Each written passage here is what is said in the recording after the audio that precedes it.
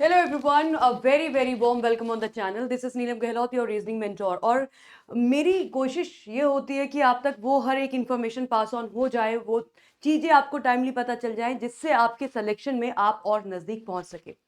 आज का ये वीडियो भी एक इसी तरीके का वीडियो है। हमारे जितने भी एस्पिरेंट्स हैं, चाहे स्पेसिफिकली मैं बात करूंगी अभी आज आईपीएस एसओ एस्पिरेंट्स के लिए, क्योंकि हमारा एक ये ऐसा एग्जाम है जो साइक्लिक एग्जामिनेशन, हर साल इसकी वैकेंसी आती है।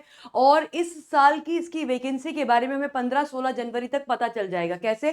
क्योंकि 15-16 जनवरी तक आपको पता है आईबीपीएस अपना एग्जाम कैलेंडर रिलीज कर देगा, और उस एग्जाम कैलेंडर के बेसिस पे हम पता कर पाएंगे कि हमारा नोटिफिकेशन कब आने वाला है और हमारा एग्जाम कब होने वाला है। हमें एक टेंटेटिव आइडिया मिल जाएगा उन दोनों ही चीजों का। लेकिन यह आज का जो वीडियो है वो इस बारे में नहीं, आज का वीडियो है इस बारे में कि हम किस तरीके से वो उन सारी मिस्टेक्स को हम अवॉइड कर दें। क्योंकि देखो, जरूरी नहीं है कि आप पहले खुद वो गलती करें और उसके बाद उस गलती में सुधार करें। आप दूसरों की गलतियों से सीख सकते हैं, और इसीलिए हम यहां पर हैं आप लोगों को बताने के लिए कि आप अगर कम से कम गलती करोगे तो आपके सिलेक्शन का जो टाइम है वो क्या हो जाएगा, वो रिड्यूस हो जाएगा, वो कम हो जाएगा। तो चलिए, आज का ये सेशन इसी बारे में। आईबीपीएस एसओ यानी कि स्पेशलिस्ट ऑफिसर की जो वैकेंसी आती है उसके अंदर 6 डिफरेंट पोस्ट होती हैं, और उन 6 डिफरेंट पोस्ट में आपका एक होता है लॉ ऑफिसर, एक होता है आपका आईटी ऑफिसर, और तीसरा होता है आपका एएफओ यानी कि एग्रीकल्चर फील्ड ऑफिसर, चौथी होती है आपकी एचआर यानी कि ह्यूमन रिसोर्स, और पांचवी आपकी होती है पोस्ट राजभाषा अधिकारी की, और छठी पोस्ट आपकी होती है मार्केटिंग ऑफिसर की। इनमें से जो 6 पोस्ट मैंने बताई, इनमें से 3 पोस्ट ग्रेजुएट एस्पिरेंट दे सकते हैं, जिनकी ग्रेजुएशन की डिग्री हो जाएगी by the time of notification release होगा, और बाकी की 3 जो पोस्ट है वो पोस्ट ग्रेजुएशन कंप्लीट करने के बाद आप दे पाएंगे, जैसे कि मार्केटिंग है, एचआर है, और आपका राजभाषा अधिकारी है ना। आज का मुद्दा आपकी एलिजिबिलिटी क्राइटेरिया या एग्जाम पैटर्न इस बारे में नहीं है। मैंने आपकी एलिजिबिलिटी, आईबीपीएस एसओ की एलिजिबिलिटी को लेकर, आईबीपीएस एसओ के एग्जाम पैटर्न को लेकर, आईबीपीएस एसओ के सिलेबस को लेकर, आईबीपीएस एसओ की प्रिपरेशन गाइड फॉर बिगनर्स को लेकर, और इसके साथ साथ आईबीपीएस एसओ की पिछले 3 साल की कट ऑफ को लेकर, यानी कि जितनी जानकारी आईबीपीएस एसओ एस्पिरेंट को चाहिए वो हर जानकारी मैंने रिकॉर्ड करके आप लोगों को दी हुई है। अपने इसी चैनल के वीडियो सेक्शन में जाओगे, आपको ये सारी जानकारी मिल जाएगी। तो उस चीज को हम रिपीट नहीं करेंगे। आज हम बढ़ने वाले हैं आगे कि कैसे हम उन मिस्टेक्स को ना करें, जिससे हमारा सिलेक्शन का टाइम क्या हो जाए, रिड्यूस हो जाए, हम कम समय में सिलेक्शन ले सकें। ये जो आपके सामने एक कोट है, ये बहुत ही, मैं इस कोट से बहुत ज्यादा अग्री करती हूँ कि लक, कई बार हम बोलते हैं ना कि किसी की सफलता देखे अरे वो बहुत लकी है और ये वो, ऐसा नहीं होता है। लक भी उन्हीं लोगों के लिए फेवर होता है, यानी कि उन्हीं लोगों को फेवर करता है जो पहले से क्या होते हैं, वेल प्रिपेयर्ड होते हैं, यानी कि जो पहले से तैयार है।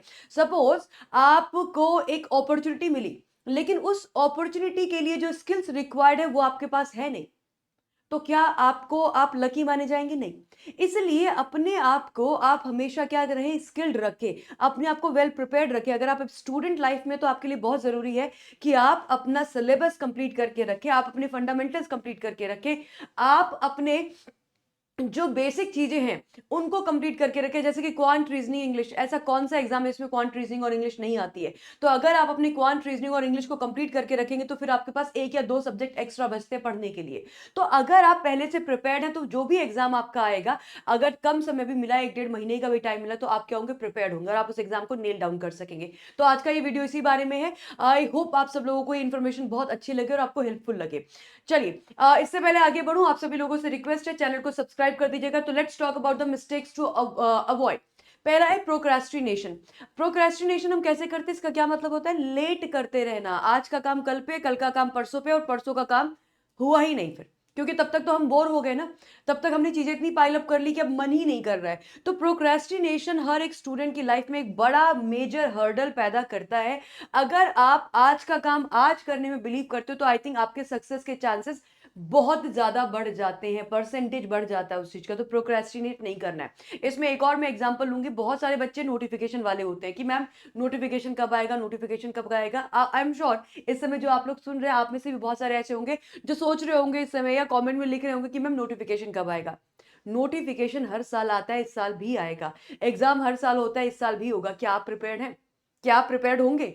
So that is the most important question जो एज अ स्टूडेंट हमें पूछना चाहिए। अब देखो राइट टाइम पे प्रिपरेशन शुरू कर दोगे तो क्या होगा, राइट टाइम पे प्रिपरेशन शुरू करोगे यानी कि बिना नोटिफिकेशन का वेट करे अगर मैं प्रिपरेशन शुरू कर दूं तो मेरे कितने फायदे। पहला फायदा कि मुझे समय मिलेगा अपने पीवाईक्यूज यानी कि प्रीवियस ईयर क्वेश्चन पेपर को देखने के लिए। इसका क्या इंपॉर्टेंस है ये मैं अभी आपको आगे जाके बताऊंगी। मुझे प्रैक्टिस करने के लिए टाइम मिलेगा यानी कि मैं कॉन्सेप्ट तो पढ़ ही लूंगी, फिर मुझे प्रैक्टिस करने का टाइम मिल जाएगा, फिर मुझे मॉक का टाइम मिल जाएगा, फिर मुझे एनालिसिस का टाइम मिल जाएगा। बच्चे केवल इतना ही कर पाते हैं, ये कर ही नहीं पाते, ये कर ही नहीं पाते, ये कर ही नहीं पाते। और केवल कॉन्सेप्ट बिल्डिंग से एग्जाम नहीं निकलते हैं क्योंकि ये थ्योरेटिकल पेपर थोड़ी ना है। एक टाइमर चल रहा है, आपको जो आता है वो आपको टाइम लिमिट के हिसाब से बताना है। So this ask for the practice, analysis, मॉक्स। हम केवल यहाँ पे अटक जाते हैं, ये भी कभी कभी पूरा नहीं होता, सिलेबस ही पूरा नहीं होता, कॉन्सेप्ट ही पूरे नहीं होते। देन तीसरा टाइम फॉर मल्टीपल रिवीजन, जो हमारे जनरल अवेयरनेस या करंट अफेयर्स या बैंकिंग नॉलेज जैसे सब्जेक्ट है या कंप्यूटर जैसे सब्जेक्ट है उनके हमें मल्टीपल रिवीजन का टाइम मिलता है। Time to write mocks, time for analysis, mock दोगे। कई बार क्या होता है हम केवल मॉक ही दे पाते, एनालिसिस नहीं दे पाते, फिर हम ये सोचते हैं कि हमारा स्कोर क्यों नहीं बढ़ रहा, क्योंकि हम एनालाइज नहीं कर रहे। मॉक देना इज नॉट इंपॉर्टेंट, मॉक के साथ साथ एनालिसिस करना इज, ये जो कंप्लीट पैकेज है ये इंपॉर्टेंट होता है। Then give space for comprehensive preparation, अपने आप को आपने फेज 1 और फेज 2 दोनों का समय अगर आपने दे दिया है तो क्या होगा कि फेज 2 के टाइम पे आप पैनिक नहीं करेंगे। तो प्रीलिम्स तो क्लियर होगा ही होगा, लेकिन जैसे कि मंडे टू संडे मेरे पास 7 दिन होते हैं, उन 7 दिन में से मैंने क्या किया, मंडे टू फ्राइडे दे दिया अपनी प्रीलिम्स की प्रिपरेशन को, और सैटरडे संडे दे दिया मैंने किसको, अपनी मेंस की प्रिपरेशन को। तो आपकी सब चीजें बहुत बढ़िया तरीके से चलती रहेंगी। देन नेक्स्ट है आपका एट लास्ट, अब होगा क्या, जब आप इतना वेल प्रिपेयर्ड होंगे तो आपका कॉन्फिडेंस अलग से दिखेगा। आप एग्जाम में इस कॉन्फिडेंस के साथ जाएंगे, उस एनर्जी के साथ जाएंगे, उस वाइब्रेशन के साथ जाएंगे कि चीजें जो थोड़ी बहुत भी इधर उधर होनी थी वो भी फॉल इनटू प्लेस होगा। So this will overall raise and boost your confidence. Second mistake जो हम करते हैं, हम पीवाईक्यूज को छोड़ देते हैं। बहुत सारी ऐसी जनता है जो पीवाईक्यूज की इंपॉर्टेंस को नहीं जानती। प्रीवियस ईयर क्वेश्चन पेपर को देखना, प्रीवियस ईयर क्वेश्चन पेपर को लगाना, प्रीवियस ईयर क्वेश्चन पेपर से वो मोस्ट इंपॉर्टेंट टॉपिक्स पता करना, प्रीवियस ईयर क्वेश्चन पेपर से ये जानना कि लेवल ऑफ डिफिकल्टी क्या है, ये हमारे एक स्टूडेंट जर्नी का बहुत इंपॉर्टेंट एस्पेक्ट होता है। ये आपको जरूर करना चाहिए। अच्छा, यहाँ पे आपका ये सिचुएशन हो सकती है कि मैम कितना, तो पिछले 3 साल का, यानी कि अगर जो 2026 वाले एस्पिरेंट है तो वो क्या करेंगे, 2025 का, 2024 का, 2023 का, इतना काफी है आपके लिए, इससे ज्यादा करने की कोई जरूरत नहीं है। ठीक है, तो प्रीवियस ईयर क्वेश्चन पेपर को जरूर देखिए। इससे होगा क्या, व्हाट हैपेंस अगर हम पीवाईक्यूज देखते हैं, it gives you the right direction, आपको एक सही दिशा मिल पाएगी। ठीक है, क्योंकि जब आप प्रीवियस क्वेश्चन पेपर लगाओगे तो आपको पता चलेगा कि अच्छा ये मैंने कौन सर्कुलर अरेंजमेंट पढ़ा तो है, लेकिन अच्छा सर्कुलर अरेंजमेंट से इस लेवल का क्वेश्चन आता है। अब आप उस लेवल के क्वेश्चन प्रैक्टिस करोगे तो it will give you the right direction. Then an insight into the most important topics, आपको ये भी पता चलेगा पीवाईक्यूज को जब एनालाइज करोगे तो कौन कौन से टॉपिक्स मोस्ट इंपॉर्टेंट है। नेक्स्ट, लेवल ऑफ डिफिकल्टी, ये तो डेफिनेटली आपको पता चलेगा, पेपर का लेवल देख के आपको पता चल जाएगा कि डिफिकल्टी लेवल क्या है, and it sets the standard for you. हो सकता है आपको कॉन्सेप्ट बहुत अच्छे से आ गए, लेकिन जब आपने मॉक लगाया तो आपके नंबर बहुत कम रह गए। अब आपको क्या होगा, ये पीवाईक्यू लगाने से आपका एक स्टैंडर्ड सेट हो जाएगा कि अच्छा ठीक है, ये पेपर आया था 2025 में और इतना कट ऑफ गया था, मेरी वाली स्ट्रीम का इतना गया था, बाकी स्ट्रीम का इतना गया था, क्वांट का इतना गया था, रीजनिंग का इतना गया था, इंग्लिश का इतना गया था। अब आपको एक स्टैंडर्ड जो है वो सेट है। तो पीवाईक्यू के साथ साथ लास्ट ईयर की कट ऑफ, ये सारी चीजें मैंने ऑलरेडी बता रखी है, अपने इसी चैनल के वीडियो सेक्शन में है, आप जाके देखिएगा। कट ऑफ पूरी मैंने पिछले 3 सालों का डेटा आपके सामने रखा है, सेक्शन वाइज भी, ओवरऑल भी, जाकर उसको जरूर चेक करें। तीसरा है आपके पास lacking a feasible study plan. हम कई बार बहुत जोश में आ जाते हैं, हाईली मोटिवेट हो जाते हैं और ऐसा स्टडी प्लान बना लेते हैं जो हमें खुद ही नहीं फॉलो कर पाए, एक दिन करा दूसरे दिन से हालत खराब। फिजिबल स्टडी प्लान बनाने का मतलब है कि मैं अपने आप को 5 मंथ्स का टाइम दूंगी, मैं अपने आप को 5 महीनों का टाइम दूंगी, और इन 5 महीनों के टाइम में मैं एक ऐसा टाइम टेबल प्रिपेयर करूंगी जो मेरी डे टू डे लाइफ में मैं कर ही पाऊंगी। अगर आप 5 मंथ्स का टाइम देते हैं तो एसओ एग्जाम की प्रिपरेशन के लिए आई कैन सजेस्ट कि 2 घंटे आपके क्वांट के हो गए, 1 घंटा कम से कम आपका रीजनिंग का हो गया, और आपका 1 घंटा आपका इंग्लिश का भी हो गया। तो करीब करीब आपको 4 से 5 घंटे आपको स्टडी में देने हैं। यानी कि अगर आप 5 महीने का टारगेट लेके चल रहे हो और अगर आप 4 घंटे से शुरुआत करो, I think it will be a great plan. तो एक स्टडी प्लान ऐसा बनाओ जिससे आप स्टिक कर सको, यानी कि ऐसा नहीं कि हर दूसरे दिन हमें चेंज करना पड़ रहा है, हम फॉलो ही नहीं कर पा रहे। That is very important. पता है होता क्या है कि हमने हाईली मोटिवेट होकर स्टडी प्लान बना लिया, अब क्या वो फॉलो नहीं हो रहा, और अब फॉलो नहीं हो रहा तो हम क्या हो रहे हैं, डिमोटिवेट हो रहे हैं कि आज भी नहीं हुआ, कल भी नहीं हुआ। So it's better that you make it a feasible one जिसको आप फॉलो कर सके। ठीक है, और हाँ, जैसे 1 हफ्ते का मैंने प्लान बना लिया, फॉलो हो गया, भले ही मैं 4 घंटे का ना बनूँ, 3 घंटे का बना लिया। फिर अगले हफ्ते मैंने साढ़े 3 घंटे का बना लिया, फिर अगले हफ्ते मैंने 4 घंटे का बना लिया। लेकिन ये सब के लिए आपके पास समय होना ज़रूरी है, इसीलिए मैं बार-बार बोल रही हूँ कि 5 महीने का टारगेट लेके चलिए। अगला, अंडरस्टैंडिंग द सिलेबस। अच्छा, ये सिलेबस मैंने आपको पूरा का पूरा बता रखा है, ये आपको पीवाईक्यूज़ में सॉरी इसी के आपको वीडियो सेक्शन में मिल जाएगा। कंप्लीट सिलेबस आपको मैंने दिया हुआ है, वहां पे जाके देख लेना। सिलेबस से आपको पता चलेगा कि क्या क्या चीजें हमारे एग्जाम के पैटर्न में और कितने टॉपिक्स हैं। हो सकता है क्वांट का सिलेबस हाईली आपका बहुत लेंदी हो, फिर रीजनिंग का लेंदी हो, तो आपके पास एक टाइम फ्रेम आप तभी बना पाओगे जब आपको सिलेबस की जानकारी होगी। तो मेक श्योर करें आपके पास सिलेबस, इसका प्रिंट आउट निकालिए, पीडीएफ फॉर्मेट में मिल जाएगा। सिलेबस मैंने ऑलरेडी दिया हुआ है आप लोगों को, वीडियो सेक्शन में जाइए, वीडियो देख लीजिए, ठीक है, वहां से इसको कर लीजिए। Then importance of mocks, highly highly important.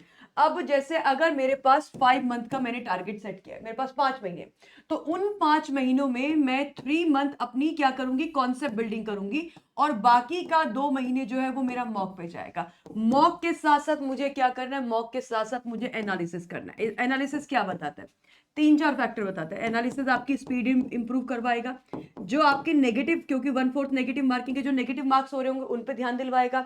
आपको आपके स्ट्रेंथ बताएगा कि आप किस एरिया में बहुत बेहतर कर रहे हैं, स्ट्रेंथ पता होना जरूरी है, ठीक है। ये तीनों एरिया पे जैसे जैसे आप काम करते रहोगे वैसे वैसे आपका स्कोर बूस्ट होता रहेगा। नेक्स्ट इज कि अब हमें तैयारी कैसे करनी। देखो, तैयारी करने के लिए आपके पास हमेशा 2 रास्ते होते हैं।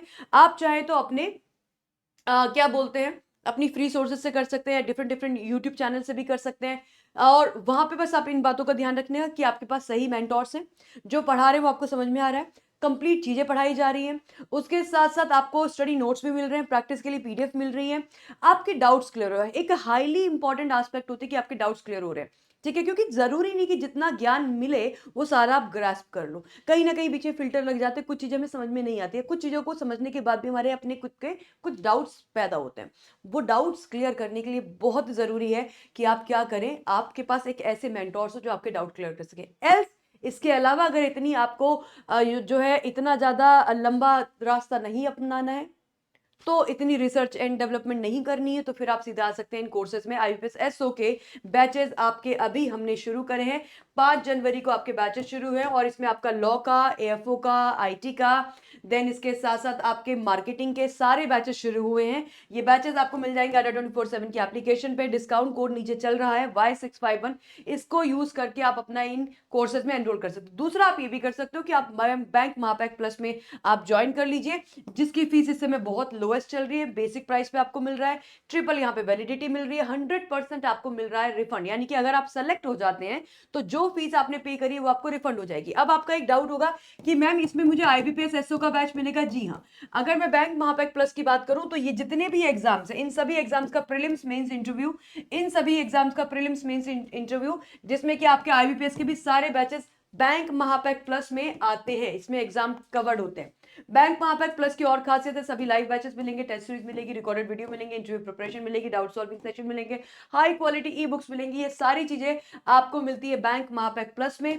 करना क्या है, करना ये है कि अड्डा की एप्लीकेशन पे जाइए, जिसका लिंक इस वीडियो के नीचे लगा हुआ है, उसमें आपको कोर्स टैब में आना है। ये होती है आपकी अड्डा की एप्लीकेशन पे जाके कोर्स टैब। इस कोर्स टैब में आपको जाना है कहां पे, रेगुलेटरी बॉडीज पे। किस पे, रेगुलेटरी बॉडी पे।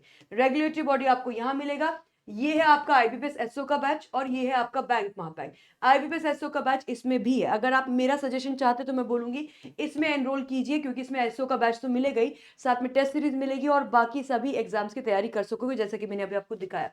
Use the discount code Y651, ये बेहद इंपॉर्टेंट है, दिस इज दैट कोड। इसको लगा दीजिएगा, एप्लीकेशन पे जाके आपको कुछ कॉइन्स मिलेंगे, उनको भी लगा देना, फीस और कम हो जाएगी। तो चूज योर ये जो सारी चीजें मैंने अभी आपके साथ डिस्कस करी, इन सब में एक बहुत इंपॉर्टेंट बात है कि टाइम। अगर आप टाइम नहीं प्रिपेयर करेंगे तो आप बहुत कुछ पा सकेंगे, अगर आप टाइम में लैग कर जाएंगे तो अगेन बहुत डिफिकल्टी होने वाली है।